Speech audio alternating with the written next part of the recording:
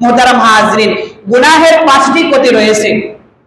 কোন ব্যক্তি যদি গুনাহ করে তাহলে ওই ব্যক্তির 5টি ক্ষতি হবে। নাম্বার 1, ওই ব্যক্তির জ্ঞান এবং মুখস্থ শক্তি কমে যাবে।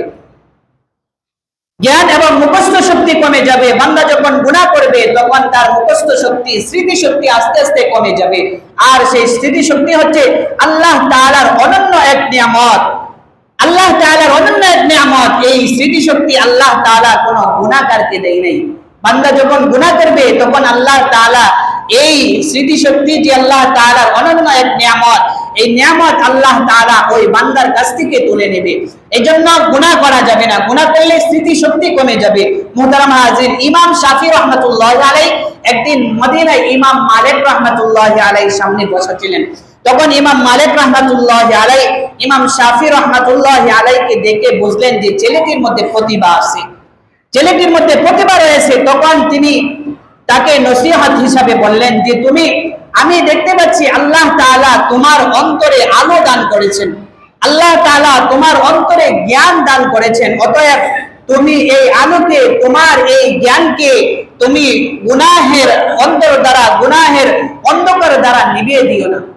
ইমাম মালিক রাহমাতুল্লাহি আলাইহি ইমাম শাফি রাহমাতুল্লাহি আলাইহিকে নসিহত করতেছেন যে আমি দেখতে পাচ্ছি আল্লাহ তাআলা তোমার অন্তরের মধ্যে আলো দিয়েছেন, জ্ঞান দান করেছেন। অতএব তোমার এই জ্ঞান, তোমার এই আলো তুমি অন্ধকার দিয়ে নিভিয়ে দিও না। মুহতারাম হাজিরিন, ইমাম শাফি রাহমাতুল্লাহি আলাইহি বলেন যে আমি আমার শিক্ষক ওয়াকি রাহমাতুল্লাহি আলাইহির কাছে মুখস্থ শক্তির ব্যাপারে অভিযোগ করলাম যে আমার মুখস্থ শক্তি থাকে না, স্মৃতি শক্তি থাকে না, মনে থাকে না। তখন ওয়াকি রাহমাতুল্লাহি আলাইহি বললেন যে তুমি গুনাহর কাজ ছেড়ে দাও, তুমি গুনাহর কাজ ছেড়ে যাও, তাহলে তোমার স্মৃতি শক্তি, তোমার মুখস্থ শক্তি স্মরণ থাকবে, মুখস্থ শক্তি স্মরণ থাকবে। তখন ইমাম শাফি রাহমাতুল্লাহি আলাইহি তাই গুনাহের কাজ ছেড়ে দিলেন। এই জন্য গুনাহ যদি কোনো ব্যক্তি করে তাহলে তার স্মৃতি শক্তি কমে যায়, মুখস্থ শক্তি কমে যায়। আল্লাহ তাআলার এই নিয়ামত আল্লাহ তাআলা কোনো গুনাহগারকে দেয় নাই। আল্লাহ তাআলার এই নিয়ামত আল্লাহ তাআলা ছিনিয়ে নেয়। এই জন্য গুনাহ করা যাবে না। মুহতারাম হাজির, নাম্বার 2, রিজিক থেকে বঞ্চিত হওয়া। গুনাহের কুপ্রভাবের কারণে, গুনাহের কারণে আল্লাহ তাআলার দেওয়া অনন্যতম রিজিক আল্লাহ তাআলা ওই ব্যক্তির কাছ থেকে ছিনিয়ে নেয়। আল্লাহ তাআলা রিজিকের বরকত ওই ব্যক্তির কাছ থেকে ছিনিয়ে নেয়।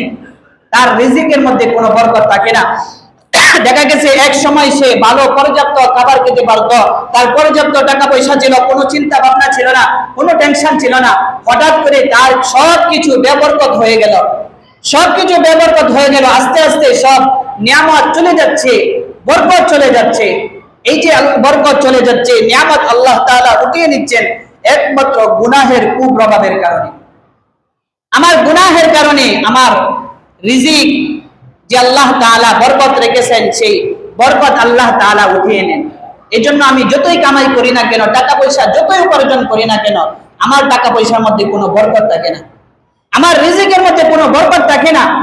এই জন্য গুনাহ করা যাবে না। মুহতারাম হাজিরিন, এই সম্পর্কে সুনানে ইবনে মাজার 4022 নং হাদিসে বর্ণনা, আন সাওবান রাদিয়াল্লাহু আনহু قال رسول الله صلى الله عليه وسلم لا يزيد في العمر الا البر ولا يرد القدر الا الدعاء وان الرجل لا يحرم الرزق بالذنب يصيبه। সাওবান রাদিয়াল্লাহু আনহু থেকে বর্ণিত, তিনি বলেন রাসূলুল্লাহ সাল্লাল্লাহু আলাইহি ওয়াসাল্লাম বলেন, কোন জিনিস আয়ু বাড়াতে পারে না, তবে নেকি অর্থাৎ সৎ ব্যবহার আয়ু বাড়াতে পারে। মানুষের সাথে সৎ ব্যবহার করলে, সুন্দর আচরণ করলে, উত্তম ব্যবহার করলে, নেকির কাজ করলে মানুষের আয়ু আরো বাড়ে, আল্লাহ তাআলা হায়াত বাড়িয়ে দেয়। আর কোন জিনিস তকদির রোধ করতে পারে না। তকদিরের মধ্যে যা কিছু আছে তাই হবে, আল্লাহ তাআলা তকদিরের মধ্যে যা রেখেছেন তাই হবে। তবে দোয়ার মাধ্যমে আল্লাহ তাআলা তকদির পাল্টে দেয়। কোন ব্যক্তি যদি আল্লাহ তাআলার কাছে তকদিরের জন্য বেশি বেশি দোয়া করে, তাহলে আল্লাহ রাব্বুল আলামিন ওই ব্যক্তির তকদির পরিবর্তন করে দেয়। মুহতারাম হাজিরিন, নাম্বার 3, গুনাহের কারণে অন্তর মরে যায়, সে অপমানিত হয়।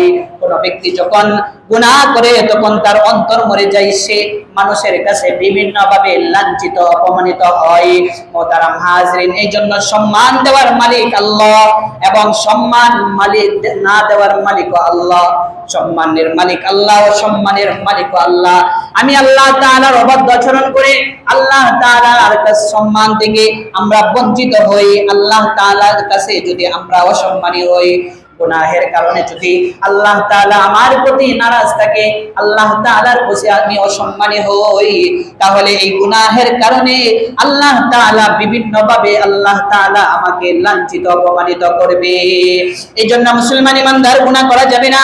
গুনাহ করলে লাঞ্ছিত অপমানিত এবং অন্তর মরে যায়, এটা একমাত্র গুনাহের কুপ্রভাবের কারণে হয়। এই জন্য গুনাহ করা যাবে না। মুহতারাম হাজরিন, নাম্বার 4, লজ্জা শরম কমে যায়। বান্দা যখন গুনাহের মধ্যে লিপ্ত হয়ে যায় তখন তার লজ্জা শরম কমে যায়, যা ইচ্ছা সে তাই করতে পারে, যা ইচ্ছা সে তাই বলতে পারে।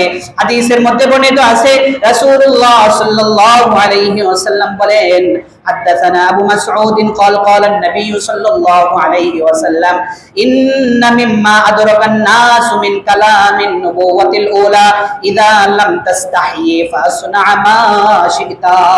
হযরত আবু মাসউদ রাদিয়াল্লাহু আনহু থেকে বর্ণিত, তিনি বলেন, নবীজি সাল্লাল্লাহু আলাইহি ওয়াসাল্লাম বলেছেন, পূর্বেকার উম্মতদের মধ্যে, পূর্বেকার নবীদের মধ্য থেকে, পূর্বেকার নবীদের বক্তব্য থেকে মানুষ যা অর্জন করতে পারে তার একটি হলো, যদি তুমি লজ্জায় ছেড়ে দাও তবে তুমি যা ইচ্ছা তা করতে পারো।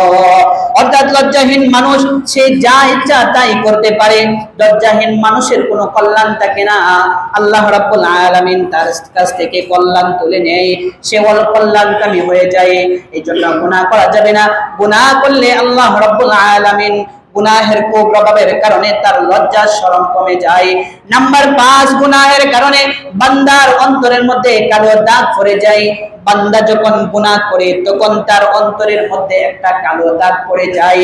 হাদিসের মধ্যে আছে, সুনানে ইবনে মাজাহ 4244 নং হাদিসের বর্ণনা, আন আবি হুরায়রা রাদিয়াল্লাহু আনহু قال ان رسول الله صلى الله عليه وسلم قال ان المؤمن اذا اذنب كانت نقطة سوداء في قلبه فإن تاب ونزع واستغفر صعق واستغفر سقل قلبه فإن زادت فذلك الران الذي ذكره الله في كتابه كلا بل ران على قلوبهم মা কানু ইয়াকসিবুন। হযরত আবু হুরায়রা রাদিয়াল্লাহু আনহু থেকে বর্ণিত, নবীজি সাল্লাল্লাহু আলাইহি ওয়াসাল্লাম বলেন, মুমিন ব্যক্তি যখন কোনো গুনাহ করে, মুমিন ব্যক্তি যখন কোনো গুনাহ করে তখন তার অন্তরের মধ্যে কালো দাগ পড়ে যায়। এভাবে যখন সে গুনাহের পরে গুনাহ করে থাকে, কালো দাগ পড়তে পড়তে তার অন্তরটা একেবারে কালো হয়ে যায়, তখন আর এই অন্তরের মধ্যে আল্লাহর ইবাদত ভালো লাগে না, আল্লাহর হুকুম আহকাম ভালো লাগে না, শুধু শয়তানি করতে মনে চায়, মানুষের ক্ষতি করতে মনে চায়, অন্যায় অবিচার করতে মনে চায়, সুদ খাইতে মনে চায়, ঘুষ খাইতে মনে চায়, হিংসা করতে মনে চায়। এই জন্য বান্দা যখন গুনাহ করে তখন যতক্ষণ পর্যন্ত সে তওবা না করে আল্লাহ তাআলার কাছে এই গুনাহের জন্য সে লজ্জিত অনুতপ্ত না হয়, ততক্ষণ পর্যন্ত বান্দার অন্তরের কালো দূর হয় না।